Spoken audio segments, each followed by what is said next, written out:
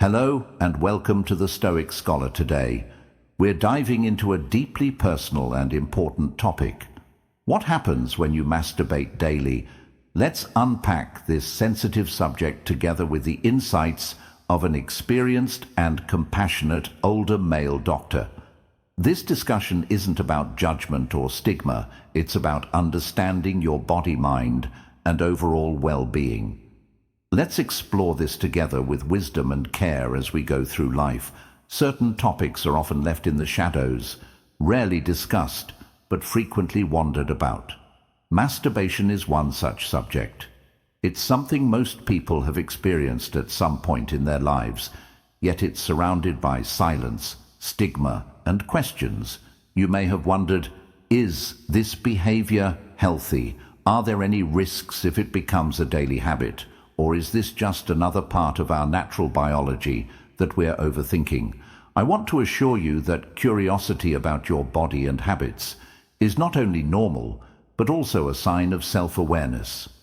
Understanding what works for you both physically and mentally is a vital part of living a balanced and healthy life. This conversation will explore the physical, psychological, and even relational impacts of frequent masturbation, all through the lens of insight and expertise from an older male doctor who has spent decades guiding individuals toward healthier, more fulfilling lives. But this isn't just about science or medical advice.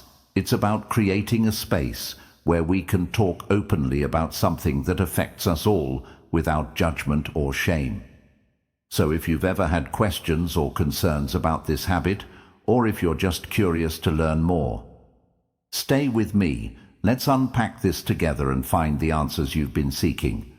Let's begin by understanding the basics, what masturbation really is, and why it plays such a significant role in human life. The basics. Let's start with the basics. Masturbation is a natural and universal activity. It's something most people engage in at some point in their lives, regardless of age, gender, or background. Yet for something so common, it's often shrouded in mystery and misconceptions.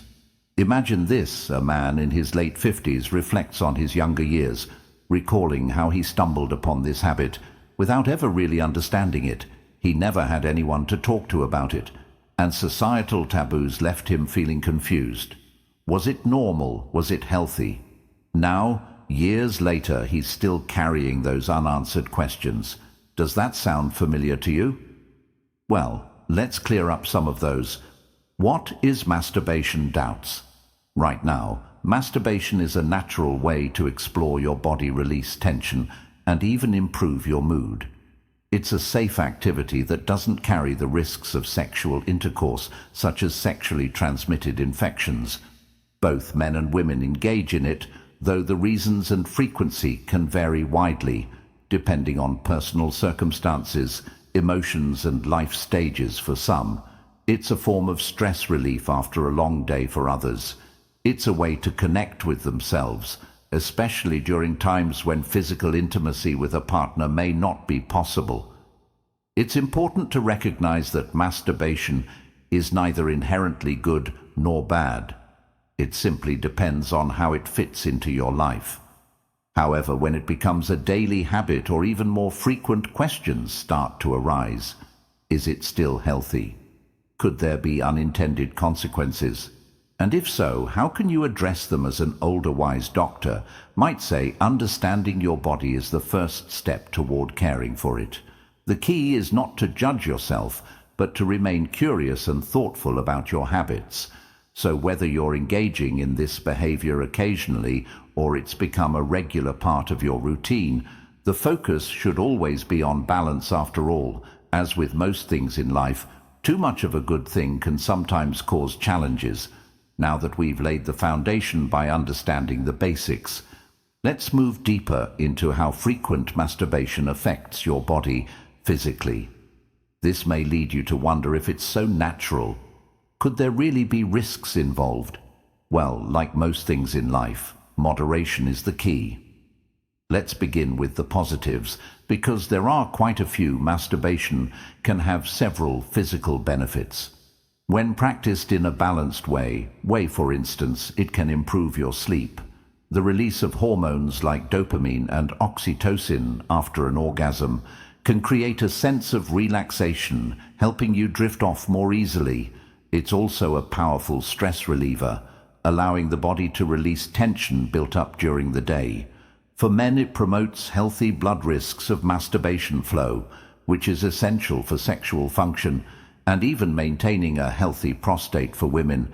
It can help strengthen the pelvic floor muscles, which are vital for overall reproductive health. Compared to other sexual activities, masturbation is also a safe practice. It doesn't come with the risks of sexually transmitted infections or unintended pregnancies. But what happens when it becomes excessive? This is where some concerns arise. Let me tell you a story of a gentleman in his 60s who came to me as a doctor. He had developed soreness and discomfort over time, but wasn't sure why. It turned out that frequent masturbation coupled with improper lubrication was causing skin irritation.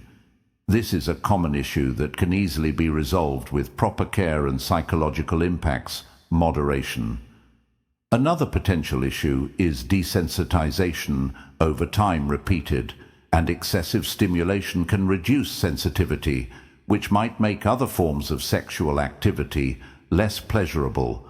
This doesn't mean permanent damage. It's often temporary and can be reversed by taking breaks and reducing frequency. There's also the question of energy levels. While orgasm typically leaves people feeling relaxed, frequent ejaculation, especially for men, can sometimes lead to temporary fatigue. The body needs time to replenish energy stores, so overdoing it can leave you feeling drained instead of rejuvenated. However, the good news is that these physical effects are generally reversible. Your body is incredibly resilient. If you notice discomfort or fatigue, scaling back and giving your body a chance to rest is often all that's needed. As the wise doctor might say, your body is like an instrument. It needs balance and care to stay in tune.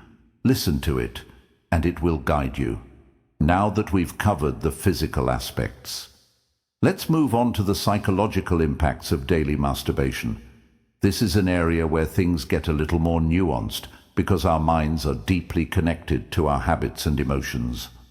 Let me tell you the story of Robert, a man in his late 50s. After retiring, he found himself with more free time than ever before. At first, he turned to masturbation occasionally as a way to unwind, but as weeks turned into months, he noticed a pattern every time he felt bored, stressed, or even a little lonely. He used this habit to fill the emotional void. Over time, he started to feel less in control, and it became something he relied on rather than enjoyed.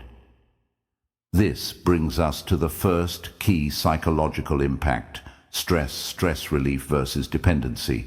At its core, masturbation can be a healthy way to unwind and reconnect with yourself. However, when it becomes the go-to solution for every moment of stress, anxiety, or boredom, it may quietly evolve into an unhealthy dependency, like reaching for a crutch instead of learning to stand on your own. Instead of addressing the root causes of stress, people may find themselves using masturbation as a coping mechanism, which can leave underlying issues unresolved. Another psychological impact is shame and guilt. Let's face it, societal taboos and cultural norms around masturbation can make some people feel embarrassed or even ashamed of their habits. This is especially common among older adults who may have grown up in times when these topics weren't openly discussed. But here's the true: shame often does more harm than good. Masturbation is a natural part of human biology, and reframing it as such can help alleviate these pornography feelings. Then there's the issue of pornography and unrealistic expectations. For some individuals, frequent masturbation is tied to excessive pornography use. This can lead to distorted views of intimacy, where real-life relationships may feel less satisfying because they don't match the exaggerated scenarios portrayed online. Over time, This can erode confidence and connection in personal relationships. So how can you approach this with a healthier mindset? The key is self-awareness. Ask yourself, am I turning to this habit because I want to, or because I feel I have to reflect on whether it's enhancing your life or taking away from it? If it feels like a crutch, it might be time to explore other ways to manage stress, such as mindfulness, hobbies, or meaningful social connections. As the wise doctor would say, your habits shape your mind just as much as your mind shapes your habits. Choose habits that bring you clarity and peace. Now that we've examined the physical and psychological aspects, let's turn our attention to the social and relational impacts of daily masturbation. While this habit is deeply personal, it doesn't exist in isolation. It can influence how we connect with others. Let me introduce you to Paul. A man in his early 60s, Paul always valued his relationships, especially with his partner of over 30 years, but over time he noticed that his solitary habits were starting to replace the intimacy he once shared with his wife.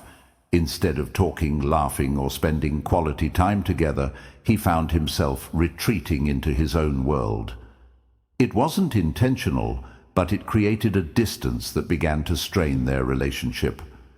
This brings us to the first key issue: isolation. When masturbation takes priority over spending time with loved ones, it can lead to feelings of loneliness and disconnection. While the habit itself isn't inherently harmful, it can become a signal that deeper issues such as boredom, lack of connection, or unresolved emotions need attention. The second impact is reduced intimacy in relationships for coops. Sexual intimacy is more than just physical. It's an emotional bond. When masturbation becomes a substitute for this connection, it can leave a partner feeling neglected or distanced over time. This can erode trust and satisfaction in the communication breakdowns relationship. Then there's the challenge of communication breakdowns. Talking about personal habits, like masturbation, can feel awkward or even taboo, especially in long-term relationships where routines and unspoken boundaries have been established. But avoiding these conversations can lead to misunderstandings and resentment. For example, one partner might feel hurt or insecure if they sense the other pulling away emotionally or physically, even if it's unintentional. So what can you do if these challenges resonate with you? It all comes down to communication and balance. If you're in a relationship, take a step toward openness and honesty. Start with a gentle conversation, one that isn't heavy or judgmental but rooted in curiosity and love together. Explore each other's needs and find ways to rekindle the intimacy that binds you. Sometimes even small gestures like spending more time together or planning shared activities can reignite. What can you do? Intimacy if you're single. Reflect on whether your habits are creating barriers to socializing or forming deeper connections. Could you spend that time building friendships, nurturing family relationships, or exploring new interests? Often loneliness isn't solved by withdrawing it, solved by reaching out. As the wise doctor might say, relationships thrive on connection, not perfection. If you find yourself pulling away, take small steps to rebuild those bridges. Now that we've discussed the social and relational impacts, let's talk about recognizing when masturbation might be crossing the line from a healthy habit to something more problematic. As with anything in life, awareness is the first step toward creating balance. Let me share the story of David, a 58-year-old man who found himself in a cycle he couldn't quite break. At first, he only noticed that he was spending more time alone. Then he realized he was skipping out on hobbies, avoiding social events, and even delaying work projects because his habit had taken over his schedule. What began as something harmless had started to interfere with his responsibilities and relationships. David knew something needed to change, but he didn't know where to. Red flags start. This brings us to the first red flag: interference with daily responsibilities. If your habits are causing you to neglect your work-family commitments or even personal goals, it might be time to reassess.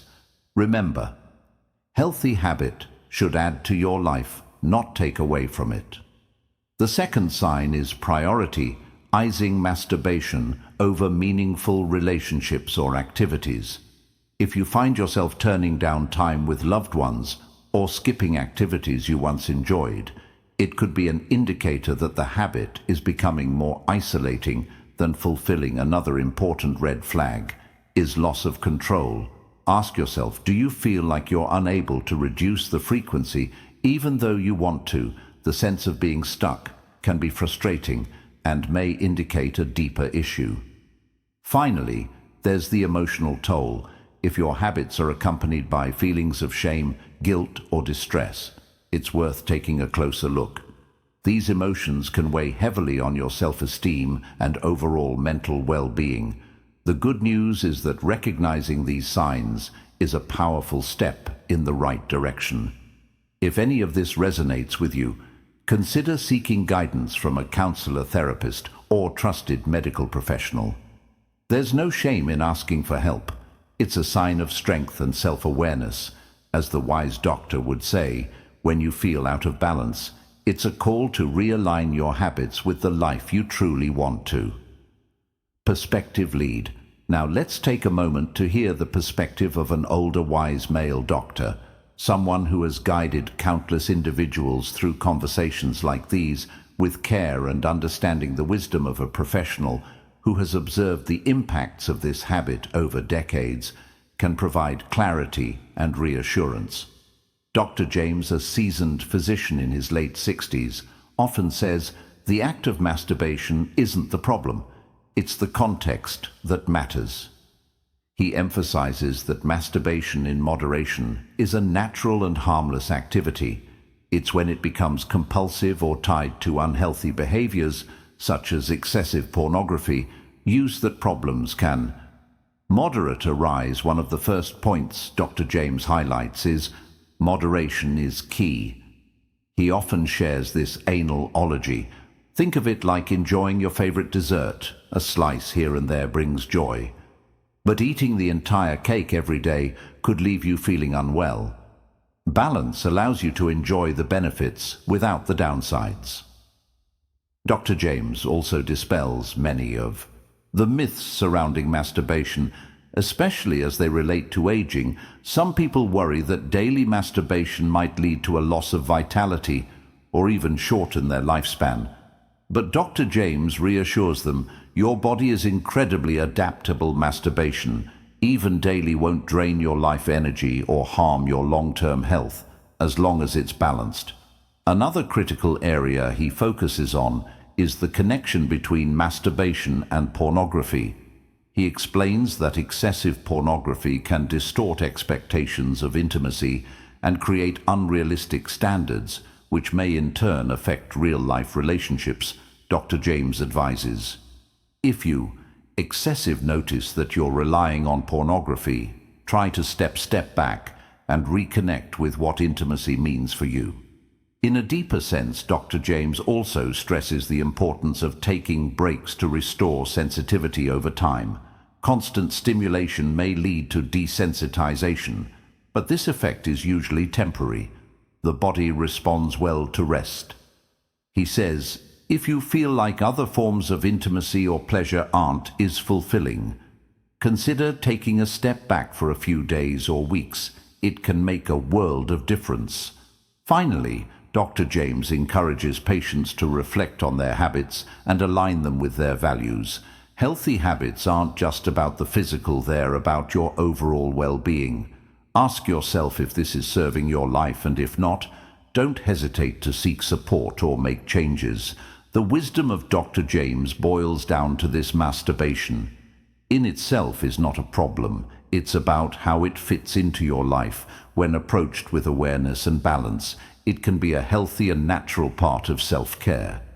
Now that we've explored the insights from an expert, let's focus on how you can find balance and establish healthy habits in your own life. Masturbation, like any other habit, should be a part of your life that brings positivity and aligns with your overall well-being. But how do you create that balance? Let me share the story of John, a man in his late 60s who decided to make some changes for years. John felt stuck in a routine where his habits began to dominate his evenings. It wasn't that he disliked the habit, it's that it left him feeling drained, both physically and emotionally. One day, he made a decision. I'm not giving this up, but I am going to make it a smaller part of my life, so I can enjoy the rest of it more. The first step John took was to set limits. He decided to keep track of how often he engaged in this behavior and made a conscious effort to reduce the frequency. It wasn't about denying himself. It was about ensuring. The habit didn't overshadow other parts of his life. By being mindful, he began to feel more in control and balanced. Next, John started to explore alternatives. He picked up hobbies that he had set aside for years, gardening, woodworking, and even daily walks in the park. These activities gave him a sense of purpose and satisfaction that went beyond his solitary habits. Physical activity, in particular, became a powerful tool for managing stress and boredom. Another change John made was to focus on real connections. He reached out to old friends, spent more time with his grandchildren, and even planned date nights with his wife. By prioritizing relationships, he rediscovered the joy of shared intimacy and meaningful connections. He realized that these moments brought a level of fulfillment that no solitary activity could sexual health mindfulness match. John also educated himself about sexual health and mindfulness. He learned that taking occasional breaks from masturbation could restore sensitivity and bring a renewed sense of pleasure. He didn't see this as a restriction. He saw it as a way to keep things fresh and balanced. Here's the key takeaway. Balance doesn't mean eliminating a habit.